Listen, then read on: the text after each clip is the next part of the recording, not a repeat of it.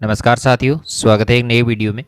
RPSC second grade में हम GK को लेकर बात कर रहे थे और इसी में हम राजस्थान की जो राजनीतिक और प्रशासनिक व्यवस्था है उसमें अपना अगला जो टॉपिक रहने वाला है वो नगरीय स्थानीय स्वशासन व प्रशासन का रहेगा। सिलेक्शन वाले 30 एमसीक्यू क्वेश्चन हम लेके आए हैं। Very very most important question रहेंगे, सिलेक्शन वाले क्वेश्चन हैं। तो शुरुआत करते हैं आज के पहले सवाल से। पहला हमारा जो सवाल रहेगा कि निम्न में से कौन सा युग्म सुमेलित नहीं है।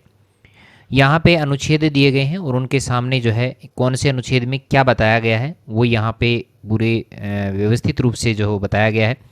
यहाँ पर जो अपना सिलेबस है उस सिलेबस में जो है वो टॉपिक का नाम जो दिया गया है urban local self government and it's administration नाम का टॉपिक रहता है और यहाँ पे हम 30 एमसीक्यू क्वेश्चंस को लेके बात करेंगे। तो देखिएगा, सुमेलित युग में नहीं है। पहला रहेगा कि 334 आर नगर पालिकाओं की संरचना का उल्लेख है, बिल्कुल सही है। 243 एस में जो है वो वार्ड समितियों के गठन और संरचना का जो है उल्लेख मिलता है, ये भी सही है। 243 जेड ई में महानगर योजना समिति का गठन का उल्लेख है, ये भी सही है। और 243 जेड सी में जिला योजना समिति का गठन, ये वाला ऑप्शन गलत है। इसमें जेड जो है ई जो है वो यहाँ पे जेड सी जो है वो यहाँ पे गलत रहता है। 4 नंबर ऑप्शन इसमें गलत रहेगा। नेक्स्ट क्वेश्चन को लेके बात करें कि 74वें संविधान संशोधन अधिनियम में प्रत्येक राज्य में किस प्रकार की नगर पालिकाओं के गठन का प्रावधान नहीं है। किस प्रकार की नगर पालिकाओं के गठन का प्रावधान नहीं है, ये बात जो है वो प्रावधान किस में नहीं है, ये प्रत्येक राज्य में किस प्रकार की नगर पालिकाओं की बात इसमें की गई है। तो टाउन एरिया समिति की बात की गई है, नगर पालिका परिषद की बात नहीं की गई है, नगर निगम की बात है, नगर पंचायत की बात है। 2 नंबर ऑप्शन यहाँ पे गलत हो जाएगा। ठीक है, चलिए ये वाली जो है वो इस प्रकार की नगर पालिकाओं का प्रावधान 74वें संविधान संशोधन के अंतर्गत नहीं हुआ है। अगला प्रश्न है कि आबू में प्रथम नगर पालिका कब स्थापित की गई। तो स्थापित की गई थी 1864 ईस्वी को। 2 नंबर ऑप्शन अपना सही हो जाएगा। नेक्स्ट है कि राजस्थान में नगर निगम की श्रेणी में आने के लिए शहर की जनसंख्या की जो सीमा है वो कितनी होनी चाहिए। तो वो होनी चाहिए 5 लाख से ज़्यादा। अगर 5 लाख से ज़्यादा जनसंख्या है तो वो नगर निगम की श्रेणी में आ जाता है।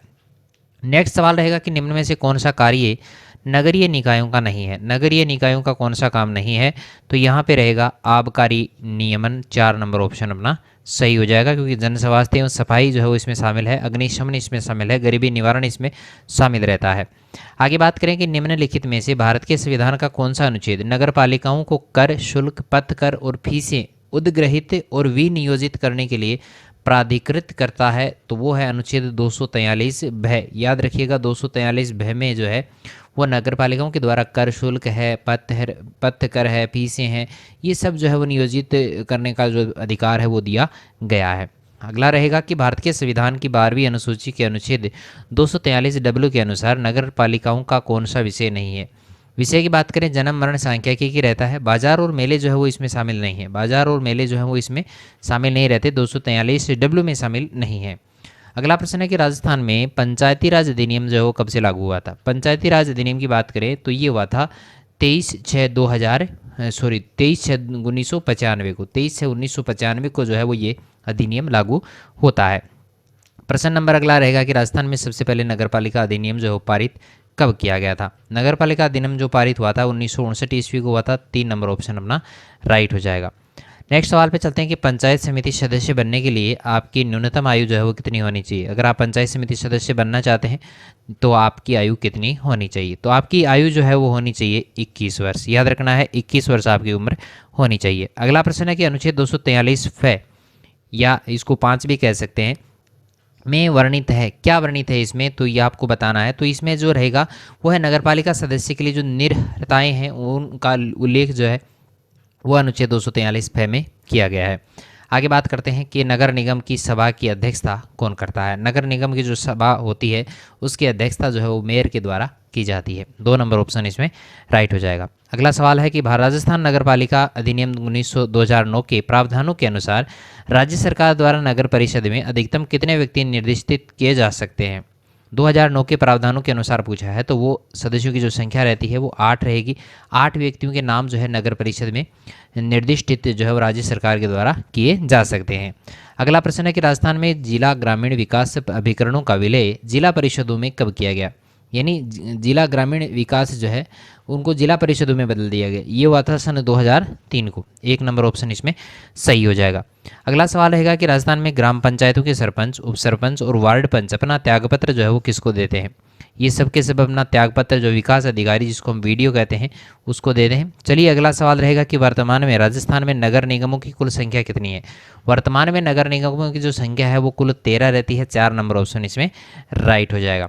चलिए नेक्स्ट सवाल है कि नगरपालिका के अध्यक्ष का चुनाव होता है। नगरपालिका का जो अध्यक्ष होता है उसका चुनाव जो है वो प्रत्यक्ष रूप से भी हो सकता है और अप्रत्यक्ष रूप से भी हो सकता है। तो उपरोक्त तो दोनों इसमें सही है, लेकिन वर्तमान में अगर पूछ लिया जाए कि वर्तमान में नगरपालिका के अध्यक्ष का चुनाव किस तरह से होता है, तो वो आपको बताना है प्रत्यक्ष रूप से। चलिए नेक्स्ट सवाल रहेगा कि जिला प्रमुखों को जिला ग्रामीण विकास अभिकरणों का अध्यक्ष बनाया गया था। ये कब बनाया गया था? ये बनाया गया था 30 जनवरी 1999 को। 30 जनवरी 1999 को जो है ग्रामीण विकास अभिकरणों का जो अध्यक्ष बनाया गया था जिला प्रमुखों को। अगला सवाल है कि भारत के संविधान के किस अनुच्छेद के अंतर्गत महानगर योजना के लिए समिति का गठन किया गया था? महानगर योजना के लिए समिति का गठन हुआ था अनुच्छेद 243 ये ड। ये याद रखना है, 243 ये और ड जो है इसमें अंतर्गत महानगर योजना समिति का गठन किया गया था। अगला सवाल रहेगा कि संविधान की 11वीं अनुसूची में पंचायत से संबंधित है। कितने मदे जो पंचायतों से संबंधित है?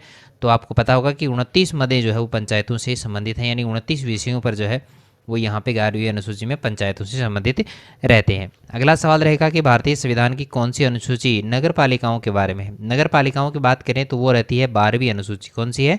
12वीं अनुसूची। अगला है कि राजस्थान में, आगे चले गए क्या? काफ़ी आगे चले गए सदन। हाँ, राजस्थान में नगर पालिका अध्यक्ष के विरुद्ध अविश्वास के प्रस्ताव पर विचार करने के लिए किसी बैठक के गठन के लिए गणपूर्ति उसमें मतदान के हकदार व्यक्तियों की कुल संख्या की होती है। गणपूर्ति की बात यहाँ पर की गई है तो वो 3/4 रहेगी। कितनी रहेगी? 3/4 जो है वो यहाँ पे नगर पालिका के अध्यक्ष के विरुद्ध अविश्वास प्रस्ताव जो पारित किया जा सकता है।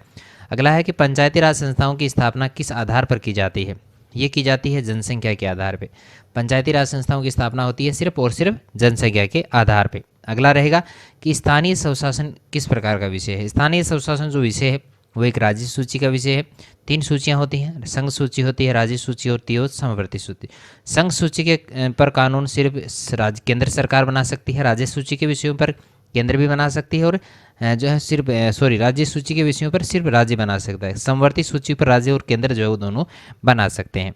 चलिए अगला प्रश्न रहेगा कि राजस्थान में छावनी बोर्ड की स्थापना जो कहाँ पर की गई थी? छावनी बोर्ड की जो स्थापना हुई थी वो नसीराबाद में हुई थी। अजमेर के पास में नसीराबाद, वहाँ पे जो हुई छावनी बोर्ड की स्थापना हुई थी। अगला है कि 74वां संविधान संशोधन अधिनियम कब अस्तित्व में आया?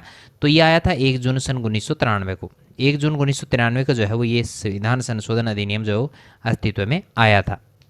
नेक्स्ट सवाल रहेगा कि 74वें संविधान संशोधन के द्वारा कौन सा भाग जोड़ा गया? तो ये जोड़ा गया था भाग 9 कै जो है वो इसमें जोड़ा गया था 74वें संविधान संशोधन के द्वारा। अगला रहेगा कि जिला योजना समिति में निर्वाचित व पदेन सदस्य कितने होते हैं? निर्वाचितों की संख्या जो 20 होती है और पदेन जो सदस्य होते हैं उनकी संख्या 3 होती है। याद रखना है, जिला योजना समिति। चलिए अगला प्रश्न है कि छावनी बोर्ड प्रस्तावित किया जाता है। छावनी बोर्ड प्रस्तावित जो है वो केंद्र सरकार के द्वारा किया जाता है। 1 नंबर ऑप्शन इसमें राइट हो जाएगा। आज का हमारा लास्ट सवाल रहेगा कि शहरी निकायों में महिलाओं को कितना प्रतिशत आरक्षण है? शहरी निकायों में हो चाहे ग्रामीण में हो, सब में जो हो महिलाओं को कितना प्रतिशत है? 33% आरक्षण दिया गया है। सवाल यहाँ पे 30 है लेकिन बहुत इंपॉर्टेंट है। हर टॉपिक को हम बड़ी डीपली तरीके से जो यहाँ पे कर रहे हैं। बने रहिएगा हमारे साथ में। सारे वीडियोज़ आपको मिलेंगे, सेकेंड ग्रेड जीके से रिलेटेड सारे वीडियोज़ आपको यहाँ पर मिल जाएंगे। सभी क्वेश्चन आपको यहाँ पर मिल जाएंगे। बिना किसी देरी के चैनल को सब्सक्राइब जरूर करना है और देखते रहना है। नेक्स्ट वीडियो भी जल्दी ही आने वाला है। मिलेंगे नेक्स्ट वीडियो में, तब तक के लिए थैंक यू।